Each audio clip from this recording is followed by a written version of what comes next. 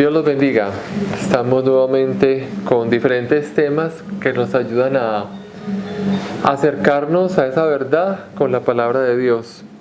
Hoy queremos en esta grabación hacer una explicación acerca de por qué la iglesia debe ser llamada apostólica.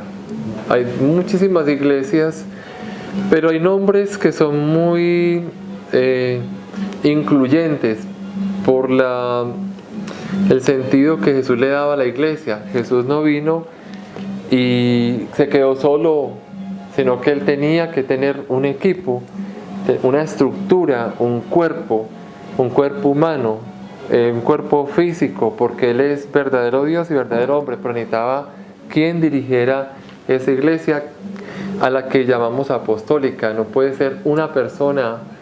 Podemos determinarla como Pedro, pero Pedro representa.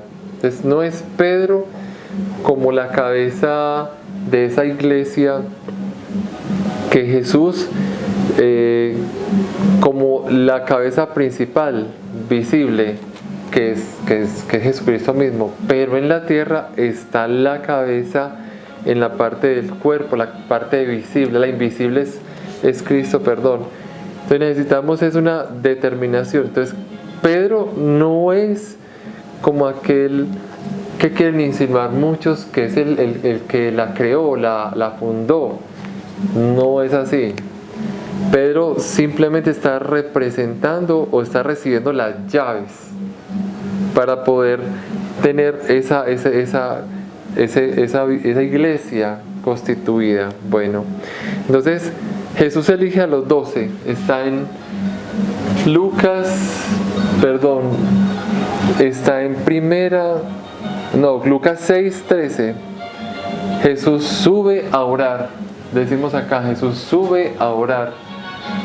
¿Para qué se hace la oración? Para poder organizar, para poder dejar claro desde el Padre, de su persona y del Espíritu Santo.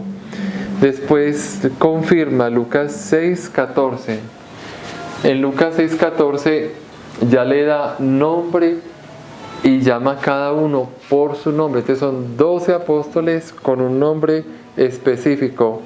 Entonces esa es la confirmación. No es simplemente que le escoge a los 12, sino que Él los llama. Pensamos en el bautismo, por ejemplo. Somos elegidos por Dios. Pero esos 12 que son llamados por el nombre es una ratificación de la voluntad de Jesús. No es simplemente al azar, sino que son llamados específicamente. Y Jesús los envía en Mateo 28:19: vayan a todas las naciones, bautícenlas en el nombre del Padre, del Hijo y del Espíritu Santo. Entonces esta connotación trinitaria hace que la perfección, porque no estamos hablando entonces de una iglesia determinada por la voluntad de las personas, sino está en la voluntad de Dios, Dios trinitario, Dios que es Padre, que es Hijo y que es Espíritu Santo. Es una determinación en comunidad. Es como es comunidad, deja su iglesia. En el hecho del envío a las naciones se llama la catolicidad o la universalidad. Entonces la universalidad no puede ser una iglesia ubicada en un punto. Se dice que la iglesia romana queda ubicada en Roma, pero surge en Jerusalén. Entonces, ¿dónde llamó Jesús a los apóstoles? En Jerusalén, no fue en Roma. Entonces la iglesia nace en Jerusalén con los apóstoles que son prácticamente judíos. Pero ellos pasan a Roma porque el centro del mundo es Roma. Entonces la iglesia no nace en Roma, nace en Jerusalén con los 12 apóstoles. Entonces se llama la apostolicidad. Ahora, si estamos viendo en Mateo capítulo 28, versículo 19, esto está reemplazando las 12 tribus, los 12 apóstoles. Ya en otra grabación lo hemos dicho. Entonces, el 12 es un número también de unidad de las tribus del pueblo de Israel. Y los 12 apóstoles están configurando una palabra profética de San Pedro en Primera de Pedro, capítulo 2, versículo 9.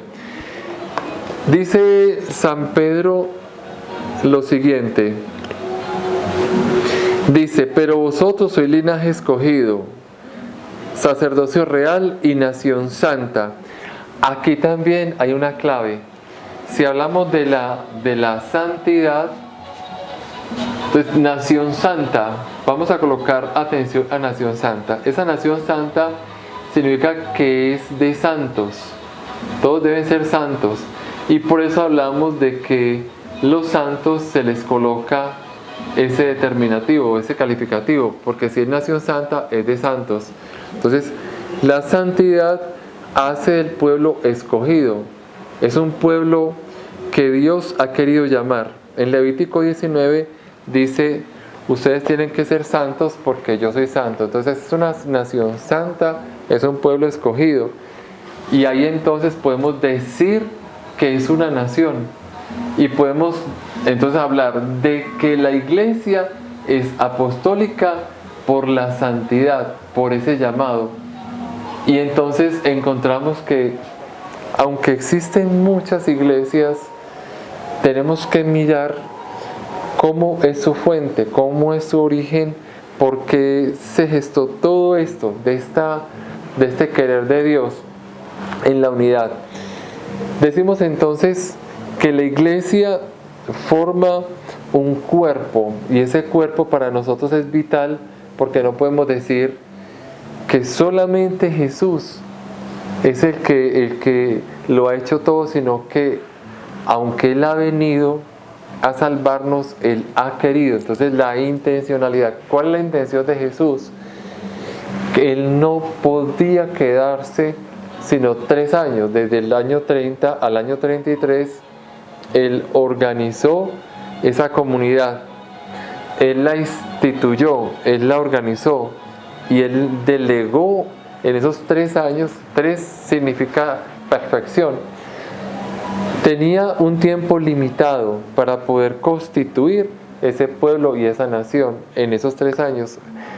Cuando pasan los 3 años, ellos no logran entenderlo y Él mismo profetiza que lo van a traicionar, que lo van a dejar solo, y se lo dice a Pedro, que lo iba a negar. Ya después, cuando Él resucita, Él confirma y Él lo llama. Y en Hechos de los Apóstoles les dice en el capítulo 2, no se vayan de Jerusalén porque les voy a mandar el Espíritu Santo. Cuando ellos han recibido el don del Espíritu Santo, ya ellos tienen la fuerza necesaria para anunciar. En Hechos de los Apóstoles todo es la apostolicidad, no necesitamos explicarlo mucho. Ese documento que fue escrito por San Lucas está diciendo qué fue lo que hicieron los apóstoles. Con la fuerza del Espíritu Santo ellos estaban haciendo crecer la iglesia. Cuando tú mires Hechos de los Apóstoles vas a darte cuenta que la iglesia crecía y crecía. Cuando San Pedro predicaba, hasta 3.000 aceptaban ese bautismo. Entonces hablamos de una iglesia que creció con la fuerza del Espíritu Santo en la unidad. El querer de Dios es ese. Entonces la iglesia, lean todos Hechos de los Apóstoles y se darán cuenta que ellos se oraban los milagros.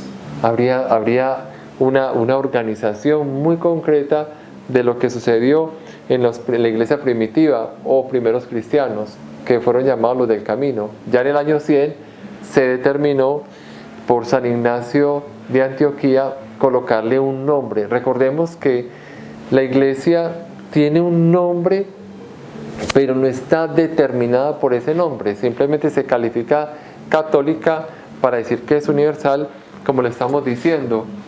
En San Mateo 28:19 es un envío.